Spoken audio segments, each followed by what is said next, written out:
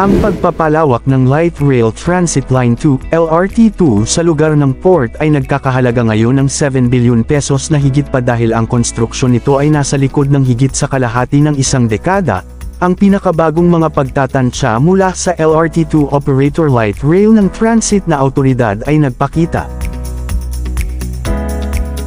At bago natin ituloy, kung ikaw ay bago pa lang sa aking YouTube channel ay huwag kalimutan mag-subscribe at i-click na rin ang bell icon para lagi kang updated sa mga bago kong upload video.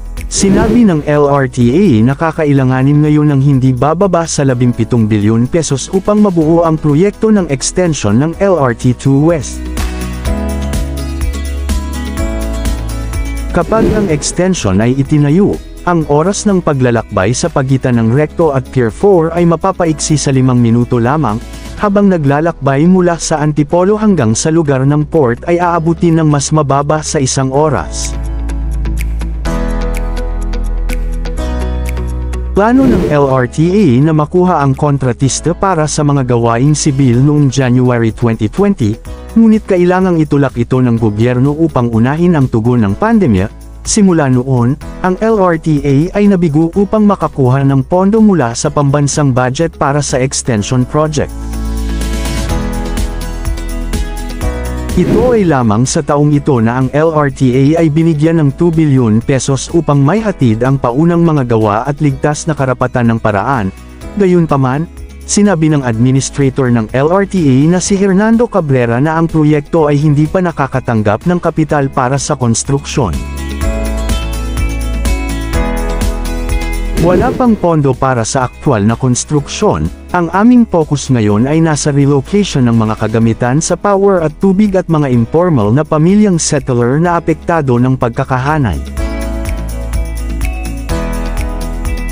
Ang proyekto ng extension ng LRT2 West ay magpapalawak ng railway ng 3 kilometro sa kanluran ng istasyon ng Recto, magdaragdag ito ng 3 stopover, Tutuban, Divisoria at Pier 4, sa pagkakasunod-sunod.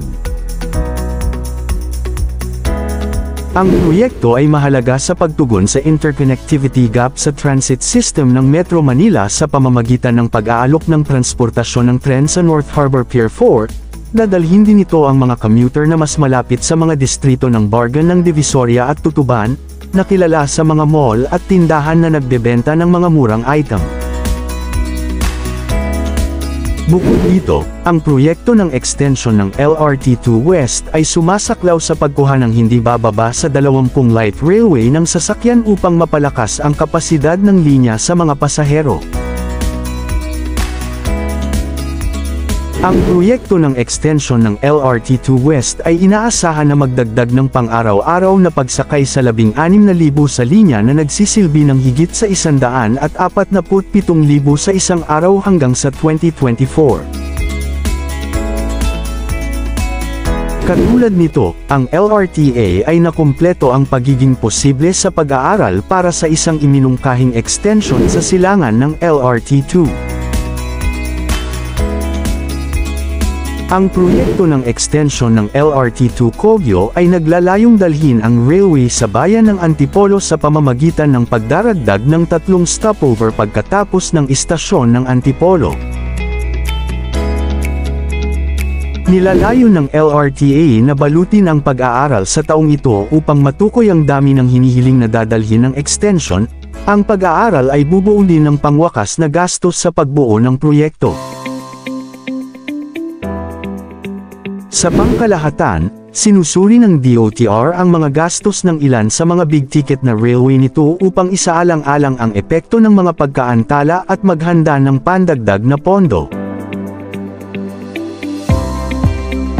Samantala, ang Metro Rail Transit Line 4, MRT4 ay nagkakahalaga ngayon ng halos 100 bilyon pesos, mula sa paunang pagtatansya ng 59.3 bilyon pesos dahil sa mga pagbabago sa disenyo.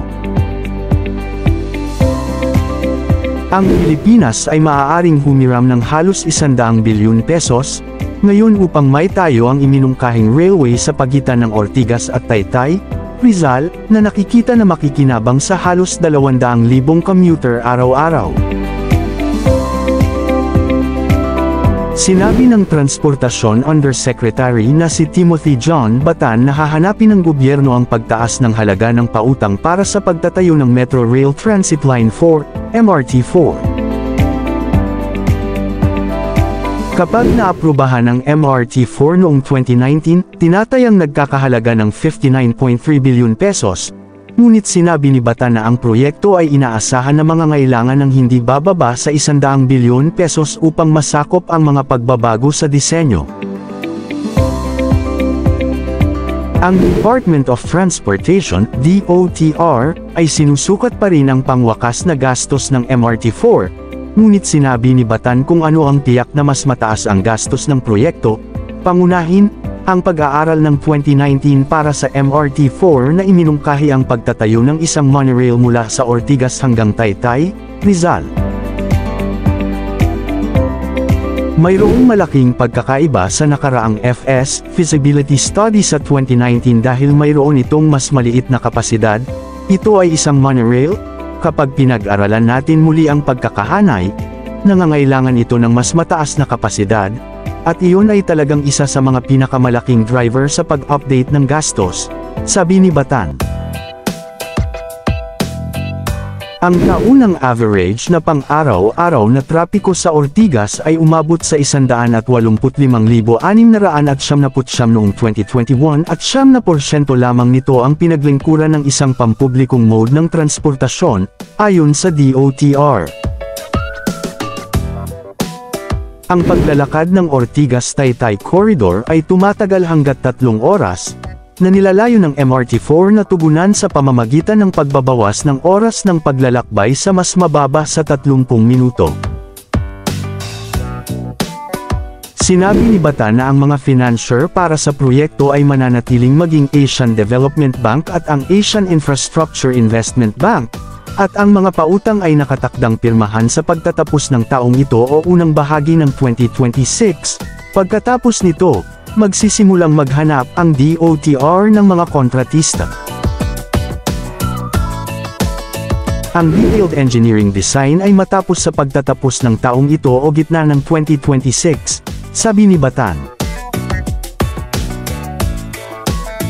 Batay sa paunang plano, ang MRT4 ay sumasaklaw sa 12.7 kilometro na tumatawid sa Mandaluyong City, Pasig City at Quezon City sa Metro Manila, pati na sa Cainta at Taytay sa Rizal.